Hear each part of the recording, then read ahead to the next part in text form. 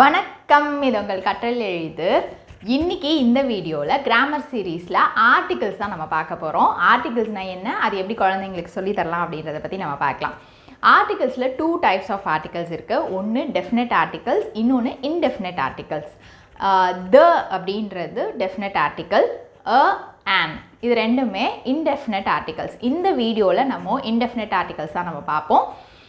இந்த indefinite articles an எப்பெல்லாம் நம்ம யூஸ் பண்ணணும் அப்படின்னு பார்த்தீங்கன்னா, இது ரெண்டுமே சிங்குலர் நவுன்ஸ்க்கு முன்னாடி நம்ம யூஸ் பண்ணுவோம். அடுத்தது ஜென்ரல் திங்ஸை பற்றி நீங்கள் பேசும்போது நீங்கள் and an யூஸ் பண்ணுவீங்க. அடுத்தது இப்போ ஒரு பர்சன் ஆர் திங்கை பற்றி ஃபர்ஸ்ட் டைம் நம்ம பேசுகிறோம் அப்படின்னா இந்த இன்டெஃபினட் ஆர்டிகல்ஸ் நம்ம யூஸ் பண்ணுவோம். இப்போ எப்போ யூஸ் பண்ணணும், an எப்போ யூஸ் பண்ணணும் அப்படின்றத பார்க்கலாம். ஃபர்ஸ்ட் எப்போ யூஸ் பண்ணணும், இது வந்து பார்த்தீங்கன்னா பிஃபோர் தி கான்சனன்ட் சவுண்டுக்கு முன்னாடி நம்ம யூஸ் பண்ணோம். இப்போ ஒரு வேர்டு இருக்குது, ஃபார் எக்ஸாம்பிள் பாய் அப்படின்னு சொல்லும்போது அதில் ஃபர்ஸ்ட் சவுண்ட் என்ன அப்படின்றத நம்ம பார்க்கணும். இப்போ எப்போவுமே ஆர்டிகல்ஸ் யூஸ் பண்ணும்போது நம்ம லெட்டர் பார்க்கக்கூடாது, அதோட சவுண்டை தான் நம்ம பார்க்கணும். அதனால் குழந்தைங்களுக்கு கண்டிப்பாக அந்த லெட்டர் சவுண்ட்ஸ் தெரிஞ்சால் மட்டும்தான் ஆர்டிகல்ஸ் கரெக்டாக அவங்களால ஃபில் பண்ண முடியும். இப்போது பாய் இந்த எக்ஸாம்பிள் எடுத்தீங்க அப்படின்னு பார்த்தீங்கன்னா, பாயில் ஃபர்ஸ்ட் சவுண்ட் என்ன கேட்குது அப்படின்றத பாருங்கள், ப சவுண்ட். ஸோ இது ஒரு கான்சனன்ட் சவுண்ட். அதனால் இந்த கான்சனன்ட்க்கு முன்னாடி நம்ம எப்போயுமே யூஸ் பண்ணுவோம், பாய். அதே மாதிரி தான் இப்போ கேர்ள் அப்படின்னு சொல்லும்போது க அப்படின்றது கான்சனன்ட் சவுண்ட், அதனால் அந்த இடத்துல யூஸ் பண்ணுறோம். இதில் இப்போ ட்ரிக்கியான விஷயம் என்ன அப்படின்னு பார்த்தீங்கன்னா, அந்த வேர்டோட ப்ரொனவுன்சேஷன் நம்ம மாற்றி ப்ரொனவுன்ஸ் பண்ணோம் அப்படின்னா அந்த இடத்துல கொஞ்சம் டஃப்பாக இருக்கும். ஃபார் எக்ஸாம்பிள் பார்த்தீங்கன்னா, இப்போது HONEST ஆனஸ்ட், இதோட ஆக்சுவல் ப்ரொனவுன்சேஷன் பார்த்தீங்கன்னா ஆனஸ்ட். அதில் சவுண்ட் என்ன அப்படின்னு பாருங்கள், சவுண்ட் கேட்குது, அது வவல் சவுண்ட். ஓகேவா? பட் ஆனால் ஸ்பெல்லிங்கில் பார்த்தீங்கன்னா ஃபர்ஸ்ட் லெட்டர் என்ன இருக்குது அப்படின்னு பார்த்தீங்கன்னா ஹெச் இருக்குது. அதனால் அந்த ஹெச் வந்து கான்சனன்ட் அப்படின்றதுனால நம்ம போட்டுறக்கூடாது. அண்ட் மோர் ஓவர் பார்த்தீங்கன்னா, இப்போ நம்ம நிறைய பேர் அந்த ஆனஸ்ட் அப்படின்னு நம்ம சொல்ல மாட்டோம், ஹானஸ்ட் அப்படின்னே வந்து நம்ம ப்ரொனவுன்ஸ் பண்ணுவோம் நம்ம ஊரில். அந்த மாதிரி ப்ரொனவுன்ஸ் பண்ணும்போதும் அந்த இடத்துல கன்ஃபியூஷன் வரதுக்கான சான்சஸ் இருக்குது. ஏன்னா இப்போ ஹானஸ்ட் அப்படின்னும் போது சவுண்ட் கான்சனன்ட் சவுண்ட் தான் கேட்குது, அதனால் அந்த இடத்துல போட்டுடலாம். பட் ஆனால் அதோட ஆக்சுவல் ப்ரொனவுன்சேஷன் ஆனஸ்ட். இந்த மாதிரி ட்ரிக்கியான வேர்ட்ஸ் வரும்போது நீங்கள் என்ன பண்ணணும் அப்படின்னு பார்த்தீங்கன்னா, குழந்தைங்களுக்கு அந்த வேர்டோட கரெக்ட் ப்ரொனவுன்சேஷன் சொல்லிக் கொடுங்க. இது இந்த மாதிரி ப்ரொனவுன்ஸ் பண்ணக்கூடாது, இதுதான் கரெக்ட் ப்ரொனவுன்சேஷன் அப்படின்னு நீங்கள் சொல்லிட்டீங்கன்னா ஆட்டோமேட்டிக்காகவே அந்த ஆர்டிகல்ஸ் கரெக்டாக அவங்க ஃபில் பண்ணிடுவாங்க. சவுண்ட் அந்த ப்ரொனவுன்சேஷன் வச்சு அந்த சவுண்ட்ஸை கண்டுபிடிக்க தெரிஞ்சாலே அந்த இடத்துல எதுவுமே நம்மளுக்கு வந்துட்டு தப்பாகாது. அதனால் எந்த மாதிரியான வேர்ட்ஸ், இந்த மாதிரியான வேர்ட்ஸ் வந்து ஒரு சில 4-5 வேர்ட்ஸ் இருக்கும், அதை என்கவுண்டர் பண்ணும்போது அந்த வேர்டோட கரெக்ட் ப்ரொனவுன்சேஷன் சொல்லி கொடுத்துருங்க. ஸோ தட் அவங்களுக்கு ஈஸியாக இருக்கும். ஆன் எப்போ யூஸ் பண்ணணும் அப்படின்றத பார்க்கலாம். ஆன் எப்போ யூஸ் பண்ணணும் அப்படின்னு பார்த்தீங்கன்னா, எப்போயுமே பிஃபோர் த வவல் சவுண்ட் நம்ம ஆன் யூஸ் பண்ணுவோம். வவல்ஸ் என்னென்ன, AEIOU. இதோட சவுண்ட்ஸ் என்ன அப்படின்னு பார்த்தீங்கன்னா A, E, I, O, E. இதுதான் 5 வவல் சவுண்ட்ஸ். ஓகேவா? இதில் ஷார்ட் வவல்ஸ், லாங் வவல்ஸ் அப்படின்னு இருக்குது. Short vowels A, E, I, O, E. இதெல்லாமே ஷார்ட் வவல்ஸ். லாங் வவல்ஸ் பார்த்தீங்கன்னா AEIOU. இப்போ இந்த வவல் சவுண்ட் பார்க்கும்போது ஷார்ட் வவலாக இருந்தாலும் சரி, லாங் வவலாக இருந்தாலும் சரி, நம்ம அந்த இடத்துல ஆன் தான் யூஸ் பண்ண போகிறோம். எக்ஸாம்பிள், இப்போது ஆன் எலிஃபெண்ட். எலிஃபெண்ட் அப்படின்னும் போது சவுண்ட் கேட்குது, அதாவது ஷார்ட் சவுண்ட் கேட்குது நம்மளுக்கு, short vowel sound.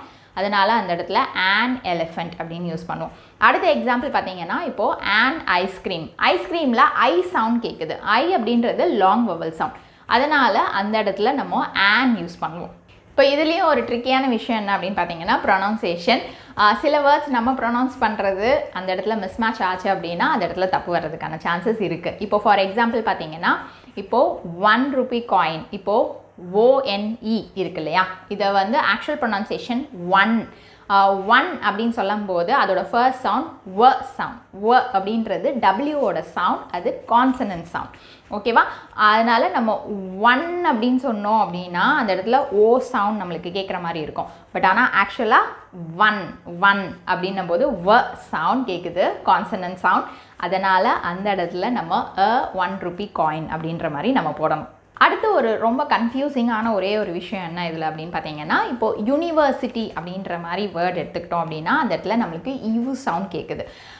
You sound கேட்கும்போது அது லாங் வவல் சவுண்ட் மாதிரி தான் நம்மளுக்கு கேட்குது. பட் ஆனால் என்ன சொல்கிறாங்க அப்படின்னு பார்த்தீங்கன்னா யூ அப்படின்றது வந்து ஸ்டார்ட்ஸ் வித் த சவுண்ட் ஒய்யோட சவுண்டில் ஸ்டார்ட் ஆகுது, சவுண்டில் ஸ்டார்ட் ஆகுது. ப்ளஸ் ஊ சவுண்ட் தான் யூ சவுண்ட் அப்படின்ற மாதிரி சொல்கிறாங்க. அதனால தான் யூனிவர்சிட்டிக்கு முன்னாடி நம்ம எப்போயுமே போடுறோம். ஏன்னா ஒய் வந்து கான்சனன்ட் சவுண்ட், அதனால் கான்சனன்ட் சவுண்டுக்கு முன்னாடி நம்ம போடுவோம். அதனால் யூனிவர்சிட்டி. இந்த ஒரு 2-3 வேர்ட் மட்டும் கன்ஃபியூசிங்காக தான் இருக்கும். பிகாஸ் நம்ம யூனிவர்சிட்டின்னு நம்ம சொல்லும் போது நம்மளுக்கே வந்து அது யூ சவுண்ட் மாதிரி தான் கேட்குது. குழந்தைங்க கண்டிப்பாக கேட்பாங்க அந்த இடத்துல யூ சவுண்ட் தானே வருது அப்படின்னு சொல்லிட்டு. பட் ஆனால் இந்த எக்ஸ்ப்ளனேஷன் நீங்கள் வந்து ஜஸ்ட் நீங்கள் கொடுக்கலாம். இங்கிலீஷில் இப்படி தான் இருக்குது அப்படின்ற மாதிரி நீங்கள் வந்து ஜஸ்ட்டு சொல்லிவிட்டு அந்த வேர்ட்ஸுக்கு மட்டும் வந்து ஞாபகம் வச்சுக்கிற மாதிரி ஓகே இந்த ஒரு 2-3 வேர்ட்ஸ் மட்டும் நம்ம யூ இருக்குது பட் ஆனால் இந்த இடத்துல போடணும் அப்படின்றத மெமரைஸ் பண்ண வச்சிடலாம்.